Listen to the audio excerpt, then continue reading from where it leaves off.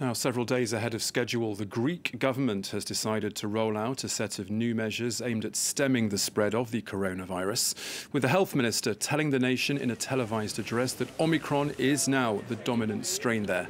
These new restrictions, which were initially set to begin on January the 3rd, are coming into force just a day after a new daily record of nearly 29,000 cases was confirmed.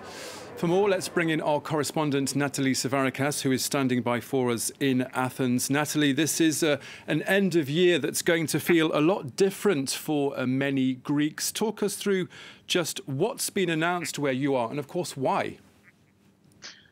Absolutely, a new batch of restrictions that will be touching on the entertainment, work, and the sports sectors.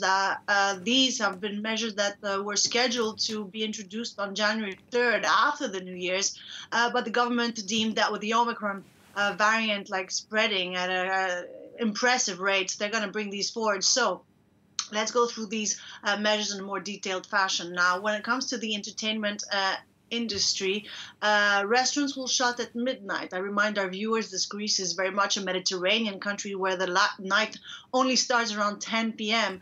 So it is a pretty important measures when it comes to the entertainment industry. Catering and restaurateurs are already up in arms with these measures. Also, no standing customers will be allowed, and there will be a maximum of 6 per table.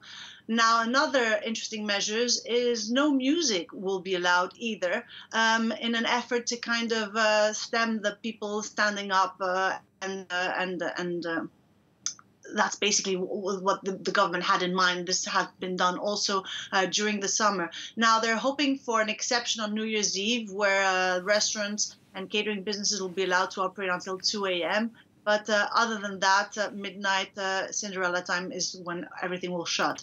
Masks. Now, Greeks have already for a few days been asked to wear masks outdoors. Now they've increased this measure to double-layered masks or high protection ones to be worn at supermarkets or in public transportation.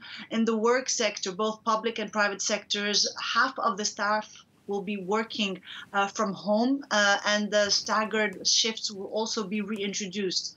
When it comes to sports, stadiums, admissions only limited to 10% of the venue's capacity with a cap of 1,000 spectators, irrespective of how big the stadium is.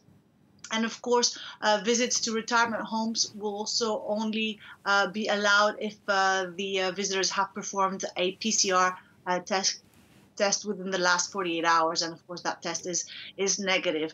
The government now is also mulling the nature of mandatory vaccinations for all Greeks, and really depending on how this fifth wave of the pandemic does progress, it may limit the validity of vaccination certificates to 7 months. I remind viewers that Greeks have to show their vaccination pass when entering shops and restaurants, etc.